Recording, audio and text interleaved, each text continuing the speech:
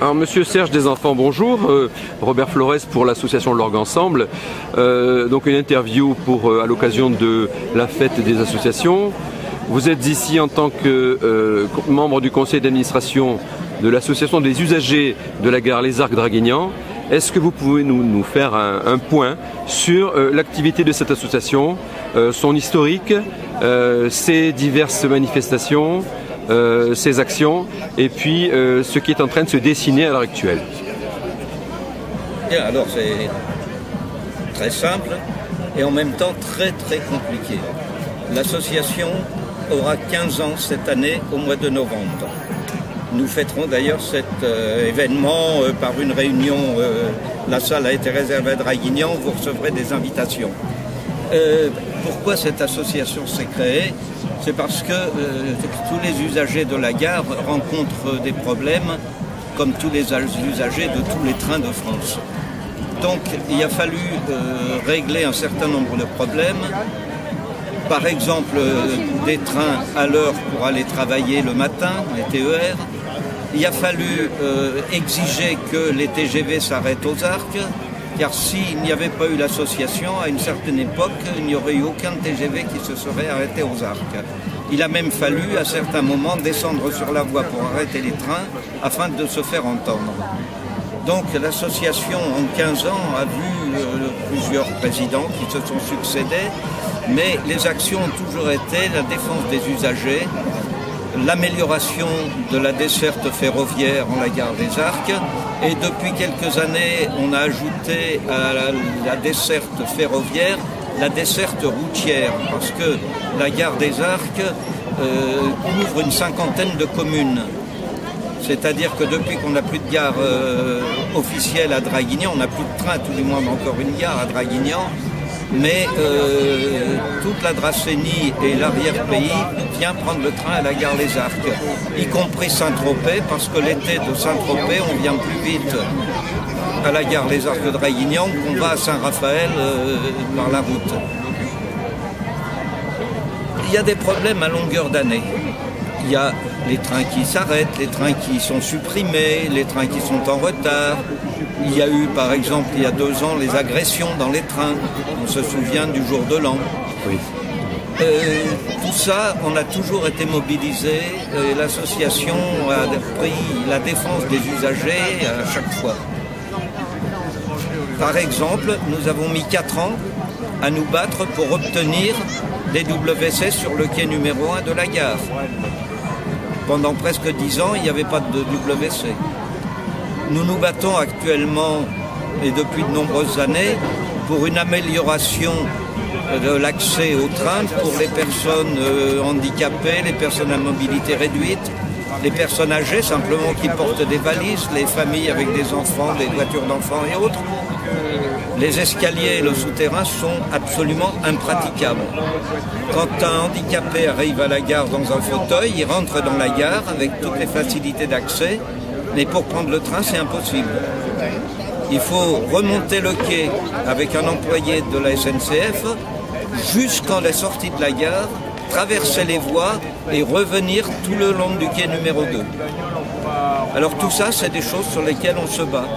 On a obtenu, grâce à l'aide de René Messonnier, à l'époque maire des Arcs, et grâce aussi à l'aide du Conseil général, à faire réaménager complètement les parkings autour de la gare.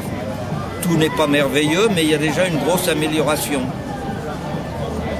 Nous participons aussi au comité de ligne pour discuter des horaires de train, des arrêts de train, etc.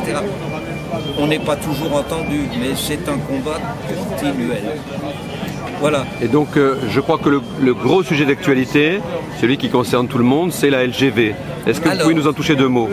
La LGV, nous avons été partie prenante dans le grand débat. La LGV, nous avions bien débattu entre nous et avec les adhérents.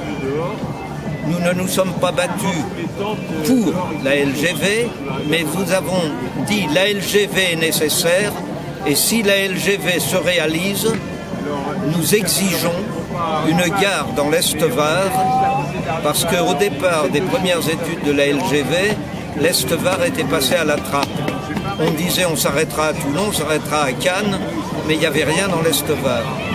Donc, à la suite du grand débat, nous nous sommes battus pour que la LGV existe, mais pas pour son tracé. On a laissé les techniciens s'en occuper. Et aujourd'hui, nous savons qu'il y aura une gare à proximité de la gare actuelle des Arcs-Draguignan et proximité du Muy. Donc, nous avons gagné une partie, mais la ligne n'est pas encore faite. D'accord, donc quelles sont les actions à venir de l'association? Quels sont les prochains rendez-vous? Quels sont les prochains sujets de lutte ou de réflexion? Alors, nos sujets de lutte sont les mêmes que ceux d'hier, c'est-à-dire amélioration de la desserte, plus de trains qui s'arrêtent. Nous avons plus de 180 000 usagers potentiels sur la gare et nous n'avons que 2 trains pour Paris, par exemple. Ou alors il faut prendre des trains en changeant à Toulon, à Marseille, etc. Nous n'avons pas assez de trains dans les heures creuses.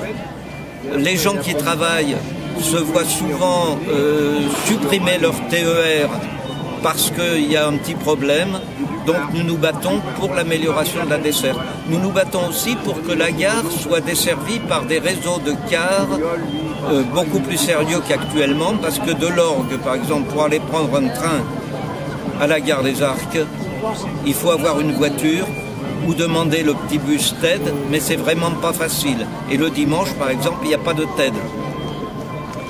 Nous nous battons toujours pour l'amélioration de la gare et puis pour l'amélioration continue du service. Certains de nos amis ont soulevé l'hypothèse de réouvrir une ligne jusqu'à Draguignan. Il y a une association qui s'est créée qui est l'Arlifad. Ce n'est pas une utopie parce que les terrains appartiennent toujours à RFF, Réseau Ferré de France. Et sans remettre une gare en centre-ville de Draguignan, il est possible de faire aller des trains jusqu'à Draguignan, puisqu'on en a les emprises. Merci Monsieur Desenfants. Enfin, un dernier mot sur le contenu de l'association, enfin les membres de l'association. Vous pouvez nous donner des chiffres, combien d'adhérents, combien de sympathisants? Alors les adhérents, je vais donner un chiffre, c'est ceux qui sont à jour de la cotisation, mais il y a toujours beaucoup de gens qui n'ont pas payé la cotisation de l'année. Je crois qu'à l'heure actuelle on est à plus de 120 cotisations payées. Mais nous représentons bien plus et nous avons une quarantaine de mairies qui nous soutiennent et de nombreuses mairies qui nous donnent des petites subventions. Voilà. Très bien, merci Monsieur Serge Desenfants et à bientôt et bon vent sur les rails de la Dracénie.